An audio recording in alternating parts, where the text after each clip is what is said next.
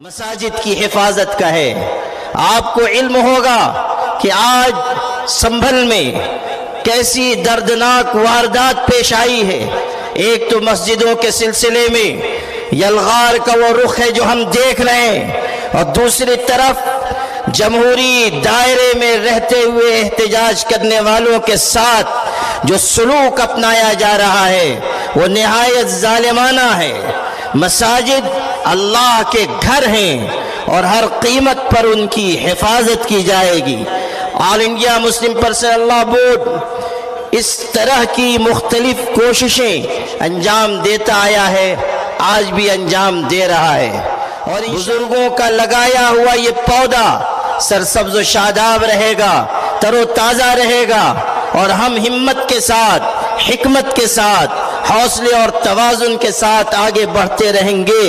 اور وہ وقت بھی آئے گا کہ جب ہم اللہ کے دین و شریعت کے تحفظ کے ساتھ ساتھ اس ملک میں عزت اور عافیت کے ساتھ زندگی گزاریں گے۔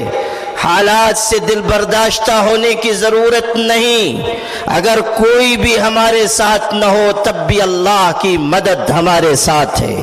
یاد کر لیجئے نبی کریم صلی اللہ علیہ وسلم غار ثور کی تاریکیوں میں تھے اور دشمنوں کے قدم وہاں تک پہنچ گئے۔ سیدنا ابو بکر صدیق نے کہا دشمن قریب آ گئے ہیں، کسی بھی وقت ہم کو دیکھ سکتے ہیں۔ اس وقت ہمارے آقا حضرت محمد صلی اللہ علیہ وسلم نے ایمان و یقین سے لبریز یہ جواب دیا تھا، لا تحزن ان اللہ معنا، غم نہ کرو اللہ ہمارے ساتھ ہے۔ اور روایت کے الفاظ یہ ہیں، ما ظن اللہ ثالثہما، ان دو کے بارے میں تمہارا کیا خیال ہے جن کا تیسرا اللہ ہے۔